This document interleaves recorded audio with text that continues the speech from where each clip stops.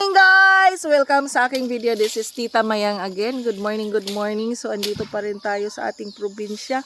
Dito sa Negros Oriental. So, ayan guys. So, for today's video ay pakita ko sa inyo kung paano magpatdan ng tubo.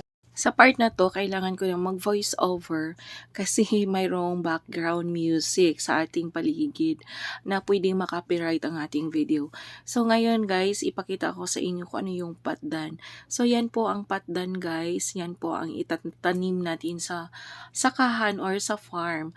Ayan, yung patdan po ay malapit siya sa dahon. Tinatawag namin sa Bisaya, tumoy, sa tubo.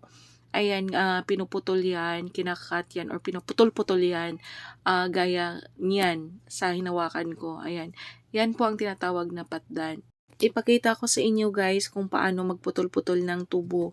Ayan guys, nakita nyo naman, yan po ang aking tiyo.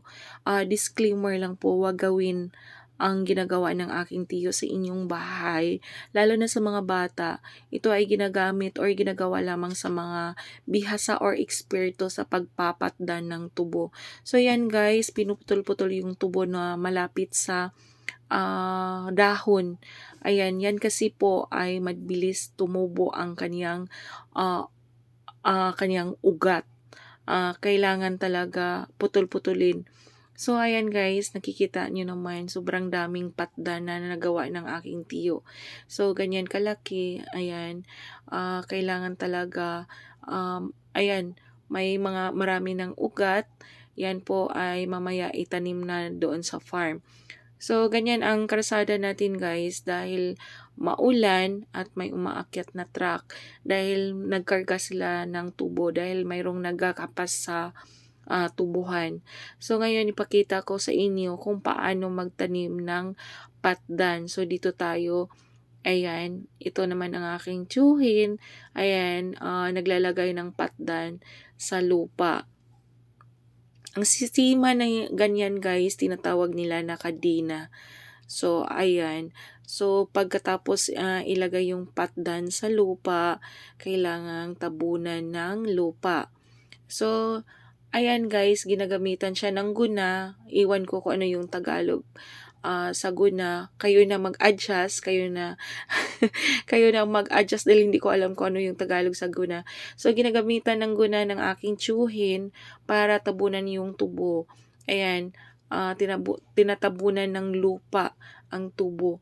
So, after 10 days guys, simula na naitanim yung tubo or patdan, tumutubo or sumisibol na yan ang dahon ng tubo. So, ayan, ganyan ang proseso guys kung paano magtanim ng tubo.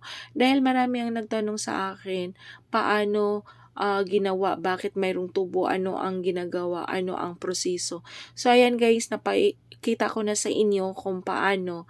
So, ngayon naman ay pupunta tayo doon sa truck dahil may nagagapas at nagkakarga sila ng mga tubo. So, pupuntahan natin at mag-ask tayo ng permission kung pwede ba tayo magkuha ng video. Alam natin, kailangan din natin ang kanilang karapatan. Ayan, hindi natin alam. Minsan kasi bigla tayo kumuha ng video pero yung mga kinukunan natin hindi pala sila papayag. So, ngayon ay mag-ask muna tayo ng permission guys. Mag-video kuya. Kung ano. So, yan guys. Nagkarga sila ng tubo ngayon. Kaminggo ni kuya, no? Oo. Waday si Kuya Joel? Ato. So, ayan. Dudong! So, nagkarga sila ng tubo ngayon. Ayan. So, yung pinapanood ko niyo before guys, wala na, ginagapas na. So, ayan. Ayan guys, that's all for today. Yan lang po ang ating update.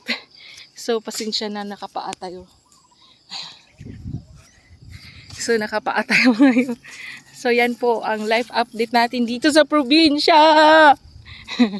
Aking pamangkin guys. Yan po ang live update natin dito sa probinsya.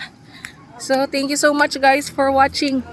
This is Tita Mayang signing off.